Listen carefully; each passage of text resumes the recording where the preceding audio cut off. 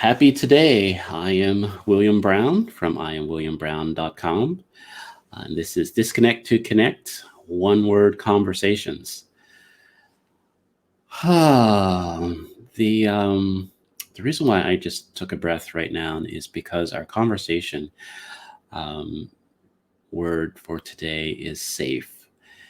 And most of my life, I would say that safety or safe was something that was like number one on my list. I just felt like I needed to be around people that protected me, or I needed to protect myself. Or there's just needed to be a level of safety in my life, or an awareness of safe. And for some of you who know that I wrote a children's book with a character Will, who's a turtle, and I show up. That's a representation how my childhood was, and how I showed up in my life as needing safety, and basically recognizing that there were labels or things that are part of my life that would keep me safe. So within this conversation, I wanted to let me share the word. I always need to feel like I'm not hitting the right buttons. But within this, I am going to bring up one of my friends, and we're going to have our conversation. Good morning. Good morning, Bill. Thanks for having me. Oh, this is great. I'm really excited about this because there's few people that that I could have this type of conversation and this word. It's like there's this really, I don't know, this voodoo magic or some kind of crazy how I pick words for people. But when this word came up and your smiling face was on it, I was like, yeah, this is going to be great. So during this time, I asked my guests to introduce themselves however it feels comfortable.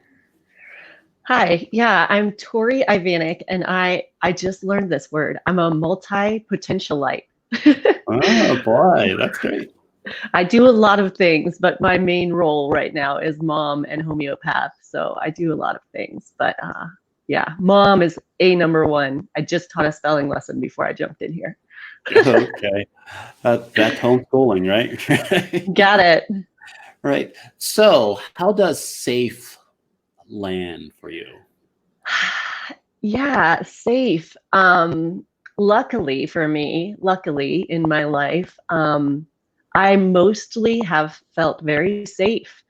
So when I saw that word connected to me, my mind has gone a lot of different places with it. But kind of the first time in my life where I didn't feel safe was when my parents divorced. That was the first time I can remember feeling like I don't know how to manage, like I don't know what to do with this. And so when I think of the word safe, I think a lot about like physical safety, but really more mental, emotional safety. Like, and yeah. So I think some people would look at my life and say that I am an unsafe person, or I am like a risk taker because I am a rock climber and I'm a skier and I do bigger things than some people do, But physical safety has never been as big a concern in my life as mental, emotional safety, maybe. No, I totally get that because, but it's like for me, as I mentioned, with the turtle persona that I have, that physical safety that I've created for myself, or that I needed, kind of started messing with my mental safety, right? There was a belief that, hey, I'm in this space, so I'm safe. And then there's a lot of things that could happen in those cocoons that we create, or those spaces that we create. And it's like, whoa, wait a minute, this isn't as safe as I thought it was. and then it's like messes what your mind. What is safe, right?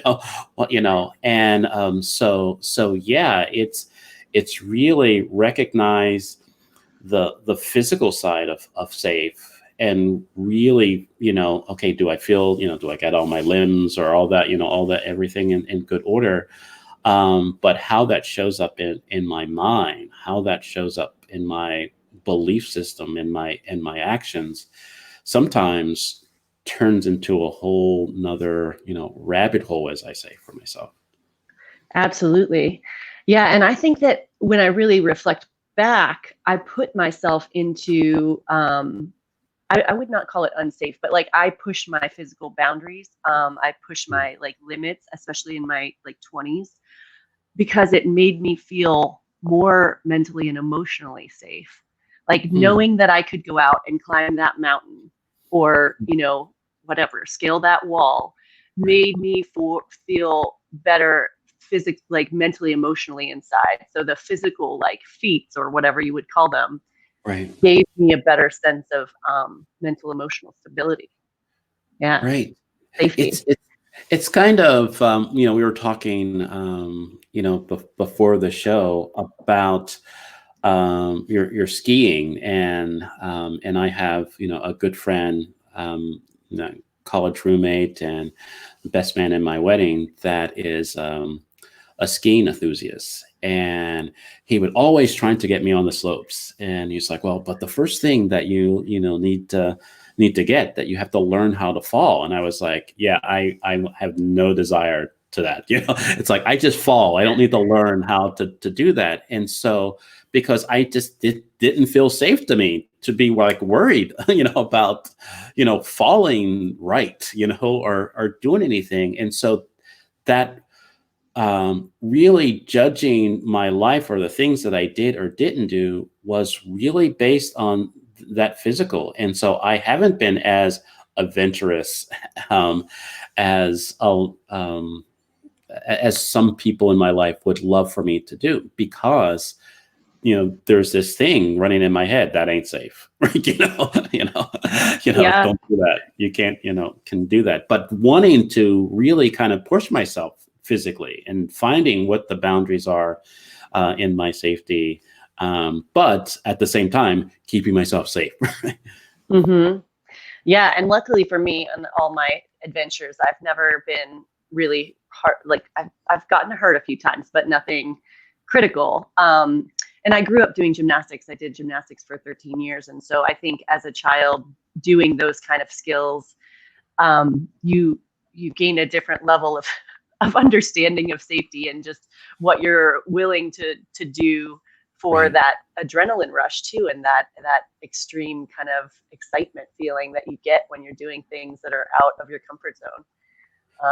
So that plays into my life, I think, in a big way too. Yeah, the other thing that I recognize because of that, um, I felt that I was living a safe life. And in some cases it was showing up for me as a less than life. Mm-hmm. That, feeling that my life was calling me to do big things and kind of show up differently, but it's like, no, I'm going to be disappointed. I'm going to, this is not going to work. This is not, all that other kind of stuff.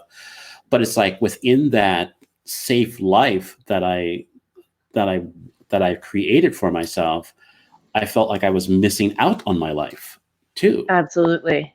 Yeah. I've said it a multitude of times in the last couple of years that I'm slowly dying this very comfortable suburban life. Hmm. Like it just feels like there's not it's not hard enough, right? It's not challenging me enough.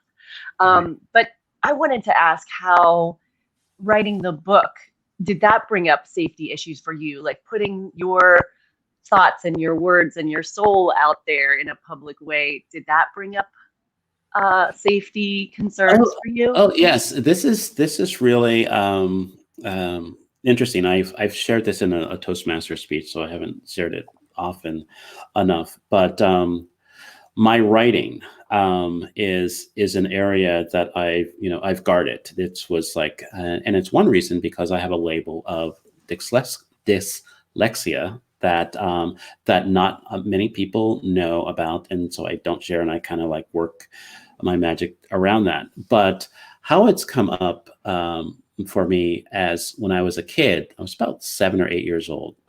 And I don't know if this was your childhood type of thing, but we passed each other notes. And it's like, I love you. Do you love me? Yes or no? All that other kind of stuff. So Yes. I passed it along.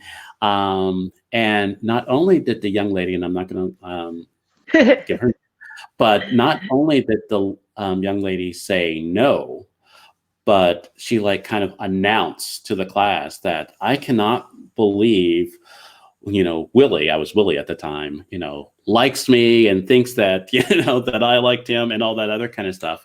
And what I learned from that moment, or what I took from that moment, or the story that I made from that moment was, 8-year-old girls are mean, and don't put any of your feelings in writing. So there's a lot of part of my writing that I didn't share. So that was my safe. And so really saying that, one, that I'm an author, I'm going to put my life, my feelings in the world, that was like bumping up against a lot of, stories that I told myself. And Will, the character, helped me. That's why it went from William to Will, from Willie to Will, it's like, we can do this. We will do this. We will share this. And it was that encouragement to really say that, okay, I'm going to let Will tell this story. And so it has been really interesting to, kind of have those moments that, oh, geez, I don't know how people are receiving this book or, my writing and all that other kind of stuff. So yeah, it definitely bumps up to that safe thing for me. Yeah. And I love how you could have Will tell Willie's story, right? Like when you can become the parental figure of your younger self, kind of like in some way. I feel like I experienced that a lot in the book that I wrote too, where I could go back and kind of give my younger self a hug and let them forgive them for the things that they didn't even comprehend at the time. And that was a really interesting process. And definitely, writing my book, I wrote a Me Too memoir, for those of you that don't know, but it was a very interesting balance of keeping my current 40-something-year-old self safe emotionally while really digging back into the situation and allowing all the feelings to come up and all the lack of safety that I didn't even know at the time, which is, I think, another really interesting kind of story with this word safe. I was reading a book to my son the other day, and it was about these two kids who ran away from home and lived at the Metropolitan Museum of Art in New York for like a week. And it's a great book, but at the end of it, they talk a lot about how the secret that they had, the secret that they ran away from home, the secret that they were staying at the Metropolitan Museum, how that secret made them feel safe because they had this thing inside them that kind of filled them up. And it resonated so strongly with me about when I was a teenager and my gymnastics coach, entered into this sexual relationship with a teammate of mine and then brought me into it. I had this secret, right? And that secret, I didn't feel unsafe at the time because I felt special. I felt loved. And I had this secret that filled my whole self up. And it took me 15 years to deconstruct that as not a safe thing and not an okay thing. And so safety for me is a very tricky subject. Because it is kind of we create it. It's in our beliefs. The other thing that Absolutely. the other thing that we talked about with COVID-19 and everything, and how people are showing up differently, and responding to this differently, that with Hmm. this reopening, and how there are some people using masks and not using masks, and some people have not left their house, and and how it occurs to me is that our beliefs dictate our actions. And so there are some people who believe not wearing a mask, they're safe. They're safe enough. Right. Or they have some other belief system that are allowing them to do actions that some people believe that are not safe for them. And so you want to ask them more questions, but I can understand it. I can give them grace for without shaming them. There are some of my friends who want to shame them, back into their house or into a mask, but I'm just not there. But what do you think about how our beliefs kind of dictate how how we kind of relate to safe, and kind of move through that? Absolutely. Yeah, I think that everybody has a, a set of beliefs that they may or may not even be able to verbalize, right? Right. I mean, I was raised in a very Christian environment and raised Presbyterian, but never really latched onto that as like a strong held, I'm a Christian and these are my beliefs because of that. Right. But I'm recently learning, I think one of the reasons that I haven't felt unsafe in my life is because of my beliefs. I have a really strong faith in goodness, basically. If you want to call it God or whatever, it doesn't really matter to me what I call it, but I just have this strong faith that like things are going to be okay, or like mostly, generally speaking, I think that people are all doing the best they can with what they have. Right. And so I try really hard to not allow um, something that someone else is doing. Like the mask is a great example, right? Because um, I've kind of been guilty of saying like, I just want to get COVID now because I think I'm going to get over it just fine. And I want to have it so that I know I've had it and I'm done with it. Right. But I wear the mask for other people because I don't know by looking at someone if they have asthma or if they have, Right. whatever other comorbidity, and they need to be at the grocery store just like I need to be at the grocery store right now. Right. So there's these levels, and I totally get why people are, you know, my level of comfort is different than your level of comfort is different than my neighbor's level of comfort. And that comes back then for me to the physical safety. So like of actually getting the virus, getting sick from it, there's that level. But then there's Right. also the mental health, mental emotional wellness, where Right. if you are an extroverted person or someone who has really strong social connections that you haven't been able to maintain, where does the safety lie there? Right. And and it's so different for everybody. It's such a gray zone. Um, Right. and for children especially, like I have two kids, they're 9 and 7, and I feel really worried for them because they don't know how to socially distant play. Like it's not normal or natural for a child to play 6 feet Right. away from their friend.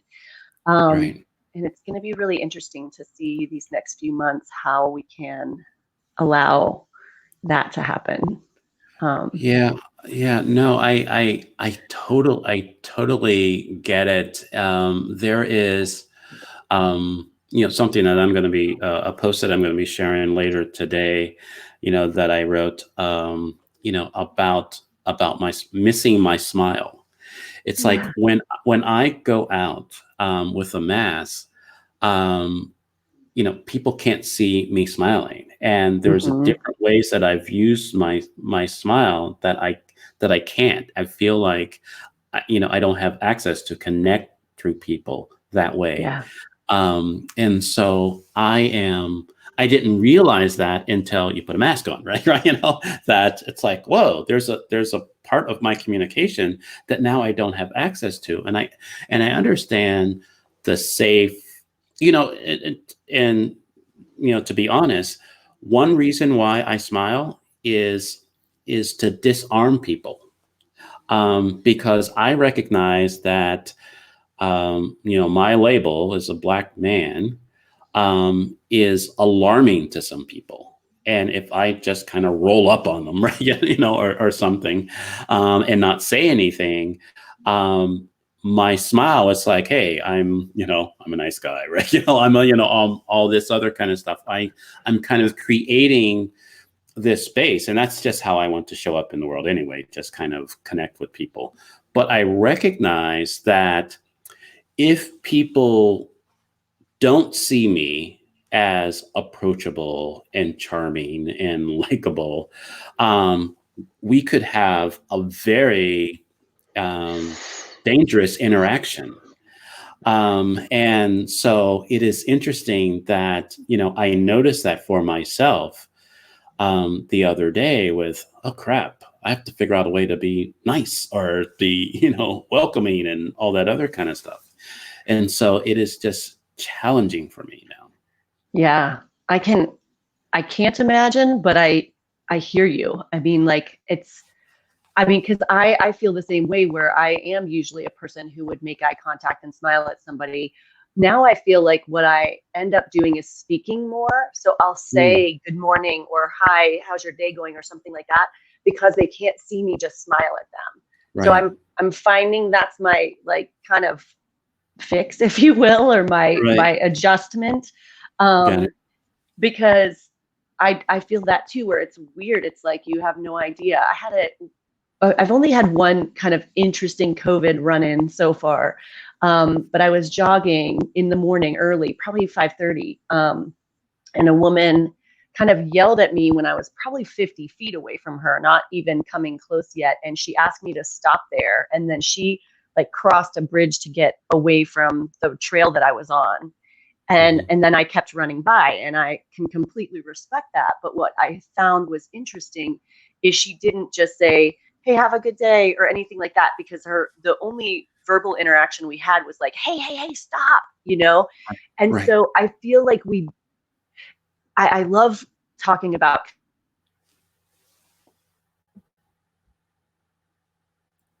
Your audio just went away. Okay.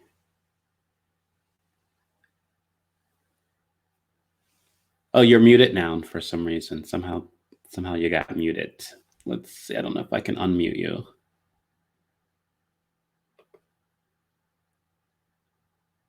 I can't unmute you. No. Can you unmute yourself? You're muted for some reason. All of a sudden, you muted yourself.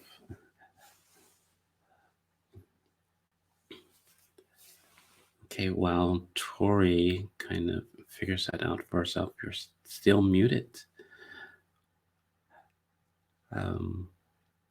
Is it giving you something? Yeah, I don't know. Somebody didn't want to to hear you right now, but yeah, you're still muted. But we'll just go on. Hopefully, it'll come. Technology. It's something that we are using to connect us. But then it's like it works and it doesn't. You're unmuted right now. Am I back? I can hear you. Yes, you are back. Can you hear me? Yes, I can hear you. I can't hear you. You can't hear me? Did I? I can hear you. Right. I can hear you. Can you hear me or no? Yes, I can. You can hear me. Okay, well, I can't hear you. Okay. I'm so sorry. Oh no! So just talk, and we'll. You can't. I don't know if you could finish what you were saying. I don't know how we're gonna to do this, but this is fun. I will go in the chat and tell you. I'm just kind of letting her know, just continue, and I hope that's she went away, and so now she's going to come back. So what I am, what I'm inviting people to do during this time, and that's the wonderful thing about technology. Sometimes it works and sometimes it doesn't. And so, hopefully Torey can come back in, and we can finish. But I wonder how this conversation is landing for you. I mean, what are areas of safe that are showing up? Maybe you can share within the comments of any insight on safe for yourself. Maybe it's physical or mental. Um, but yeah, if there's anything. Now she's back. You're back. Can you hear me? I can hear you now. Can you hear me? Oh my gosh. Okay, and I can hear you. Okay. So the wonders of technology, right? It works, and until it doesn't.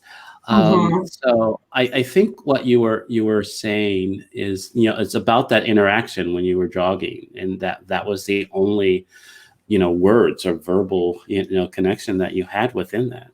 Right. And so I think that we are just going to have to get a lot more verbally consensual, right? Like a friend of mine came over the other day just to like have a socially distanced driveway drive-bys is what we're calling them in our neighborhood. And so I brought out a piece of packaged food and I asked her, I said, are you comfortable with me throwing you this piece of packaged food? And so, never 5 years ago, 2 years ago, a year ago, would we ever have really even thought to ask that? But I think in some ways, when it comes to consent and consensual touching and consensual all these things, it might be a really cool new window into being aware of other people's safety concerns. Wow. It's that, the first thing that went through my mind is like, we're going to have to use our words more, right? Right. Yes. And there is this level. There's a conversation that I'm going to have next week, and the word is adult, right? And so I don't want to get too far ahead of that, but there's an assumption that adults have communication, right? But I think that there are more times in my adultness that I don't talk because I make the assumption that they're an adult. They know what I mean, or they, or they understand, or they get it, and all that other kind of stuff. And many times I don't. They don't. And we're not connected. And so during this time, we are being asked to communicate our desires, or what's feel safe, or when we don't feel safe, and all the things that we've made assumptions about in the past. But if we really want to have connections on a level that will make a difference for people, we have to use our words. Absolutely. And that is it's almost like when this first when COVID first came into our awareness, it's like, hey, how you can protect yourself is wash your hands and, and don't touch your face. And it's like, really, what were we doing? Right. Before, it's like, weren't you washing your hands? Isn't that like basic type of thing? But, I realized for myself, how often I touch my face, how often I wasn't washing my hands, how many things I was touching and just believed and that it was safe. There were, I don't, because of where I live, there wasn't many, I wasn't on public transportation, or I wasn't like, walking, most of the times when I'm like out in public, I'm not just touching things, right? But because there was like no need to, but now I'm like aware. And it's like, now I'm aware of how many people are in the park, or now, I knew there were people there before, but now I'm aware, I like have a head count, right? It's like, and it's like in that, this is causing me to be aware of my surroundings and my actions to determine if I'm safe, if I'm being safe, if Absolutely. I'm still operating within that. And it's an interesting thing that like I said, there was an assumption of safety. There was an assumption of me being safe, but now there has to be an awareness Yeah. of that. Yeah.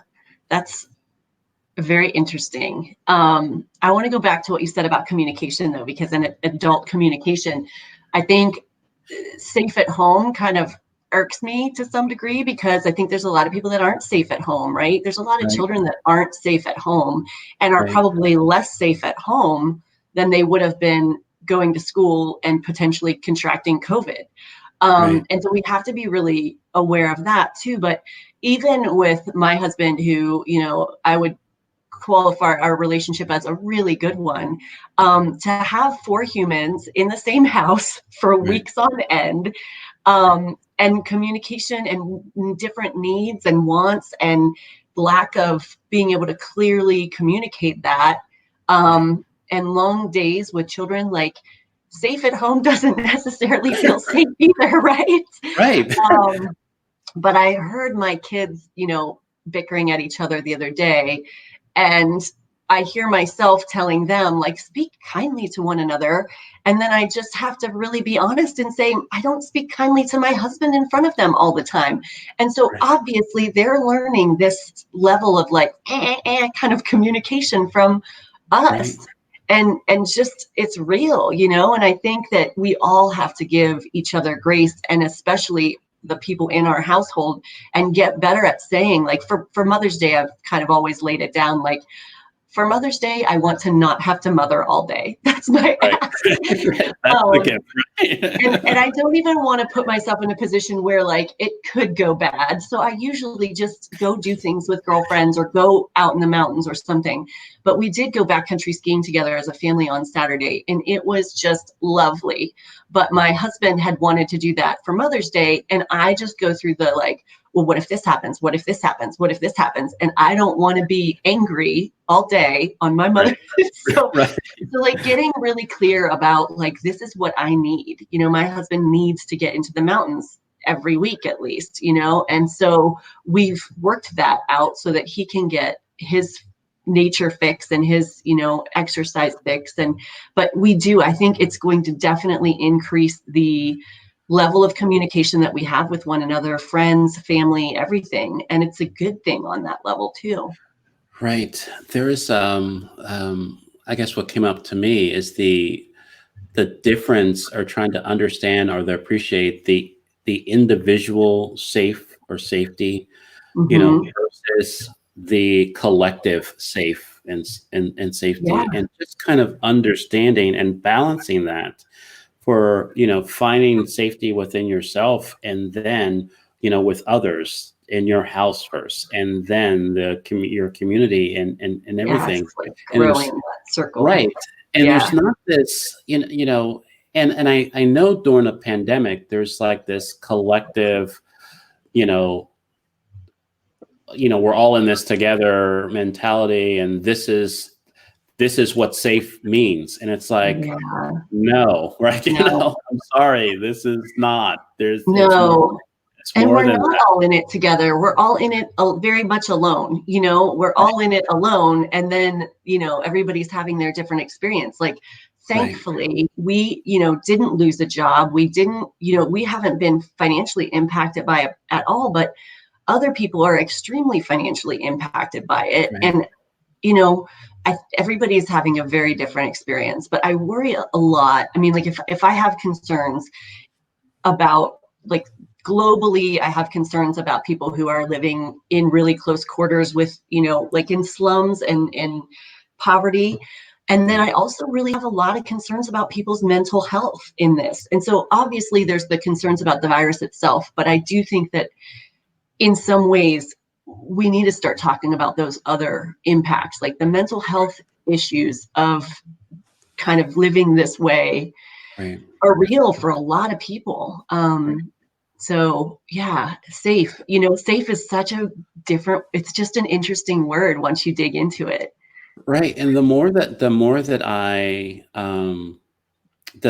think about it, from what you were saying, is that, I grew up in the inner city projects in Pittsburgh, and a part of my not feeling safe was financial. It Mhm. was, are we going to be able to live here and everything? And sometimes, I hear this conversation that, people are thinking about money versus, their health. And it's not that I think some people are ignoring the health aspect of safety, but a part of our society is financial safety, right? Absolutely. And it's like, if people don't feel financially safe, Yeah. they're going to do what they can to get, to get there. And if that Yeah. means going out, and that means um, doing different things that people may think is physically and health wise, unsafe, you're just going to have to deal with it. Right. Absolutely. And it is just, it is that type of thing. How do you balance having all of these conversations around how safe is showing up and not showing up in your life, and because how we are all dealing with this differently. Yeah. And like I said, it starts with grace. It starts with, Mhm. it, compassion and all those things, and kindness. Yeah. Um, And giving your neighbor or your friend or your sister or whoever the benefit that they are doing the best they can.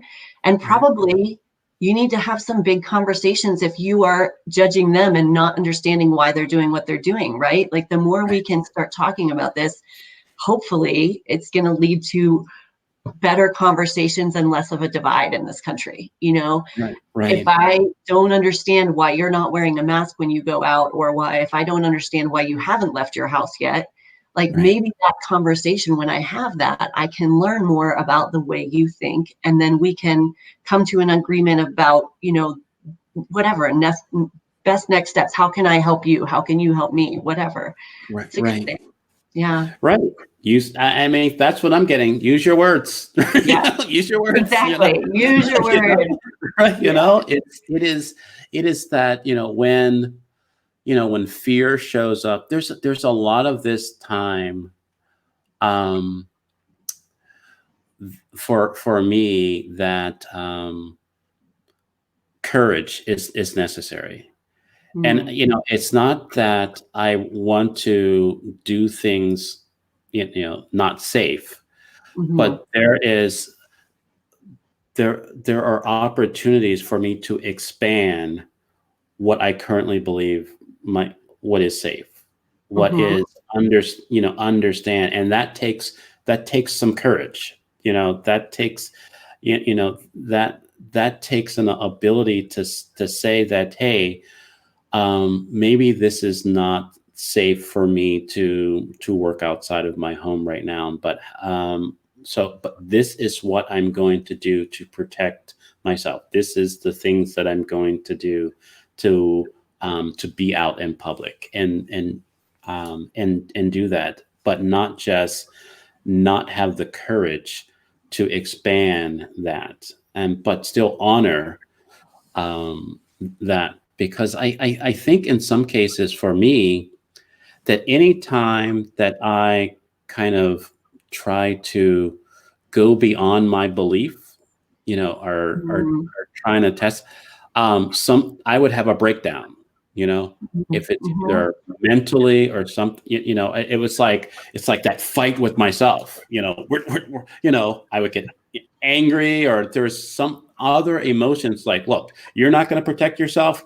I'm going to protect you. And if that means like Right. kind of pissing people off so people are away from me, or it is something, there was this kind of a breakdown. So the more that I am honoring what's coming up for my life, what is, where I feel safe and not safe, and being able to talk about that, having conversations like this, then I can continue to show up and be okay with that. Yeah. That's interesting. What came up for me when you were talking about that is my impressing my, like, safety rules on my children. Mm. Like, I'll hear myself say, that's just not safe, right? Right. And one of the things that my kiddos both do is climb way too high in our trees in our backyard. And when I was Right. young, my dad actually spray painted a line on the tree of where I could climb. And then like 3 feet higher was where my older brother was allowed to climb to. And so Right. I think about that a lot because I did climb too high in the trees and I would get stuck up there. And then I would ask my dad to like come talk me down. Right. And now I see like with myself and my husband, we're both really pretty like active, adventurous type people. And my son is 9 now. And I think he actually needs that. He needs that risky, like climbing trees behavior to feel safe in some way because he's in control, right? And Right. so we can't impose our beliefs about safety onto other people, even when they're our children, and we try, right? Right. It's our views of safety are different than everybody else's. And so Right. conversations like this.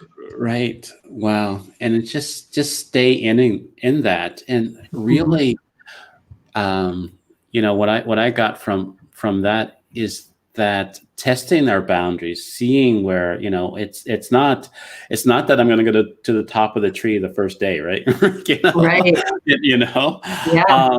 but it's like, okay, this is where mom's line, for me is, let's see if I go one more, if that's, that's okay, or 5 Yeah. more, right? And it's just like, Right.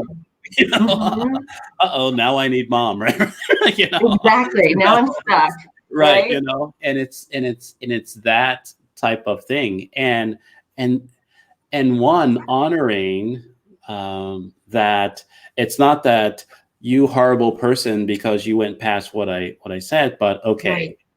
this is how I can get you, back to a safety that I'm comfortable with, and then you can get comfortable with, again, Yeah. and do that. But like I said, it's all possible within a conversation, and I think sometimes, with the briefings that we get, and and and the things that we see on Facebook, we're talking around, what's going on with us, Yeah. and we're not really being honest and say that, hey, my life is changing, kind of a lot faster than I feel comfortable with.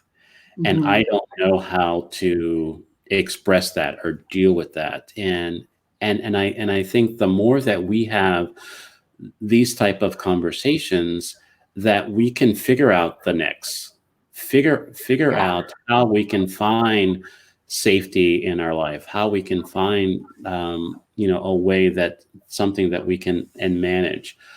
But really, just like this all or nothing, are feeling that if I'm not handling this the way you think I should, um, I'm less than, Right. I'm missing out, or I'm like a horrible human being, Right. because of that. So yeah, we could talk about this for hours, and but I recognize that, you still get school, right? Right? Reading's next on the docket. Reading Yeah. next on the docket. Is there anything that, like any last words or anything that you want to share to kind of put a pin in this conversation for now, but not, but also continue it for yourself? I really just want to say thank you for this conversation. This was great. And I guess the two of us get to publicly say, like, hey, if you think that I'm not doing stuff right, come talk to me about it, right? Absolutely. Come talk to me about it. Because I'm open to that. And I feel like the more of us that say that out loud, like, hey, I don't know how to go back into this world either, but I'm willing to talk to you about it so that we Right. can form some kind of a way to stay in relationship, because it's important to me, right? Right. So yeah, thank you. No, this has been great. And your websites are on Oh, anything thank you. exciting, or anything going on with your business? Well, we have this fun camp we're supposed to be doing at the end of August, but I I know. just don't know if it's I safe. got a lot of things crossed to make that, look, for Right. me, I'm going to be safe because I'm with incredible people. So that's so for me, it's already in. Just say the date Right. and I'm there, and we'll just make it happen. But I understand that I don't get to say and in all of this. Exactly. But, So I think we're on the same page there, where the mental emotional safety that comes with that and the boost in all things endorphins, it's fantastic. But we as a heart-centered group of entrepreneurs might not want to take the risk that would be there. So we'll see what happens with that. But that's Campus in Your Heart, and we will be sharing that a lot if once we're sure that it's on. So right. Well, yeah. absolutely. Yeah. Well, thank you again. This has been great, and I'm Thank sure you, Bill. I'll talk to you more. But if you can wait in the green room for a moment, Sure. and we can go there. Wow, that was a great conversation, and I think that what came up for me is that it's an ongoing conversation. It's like many conversations. It's not that I got it. Okay, safe. This is what safe means to me, and and that's it.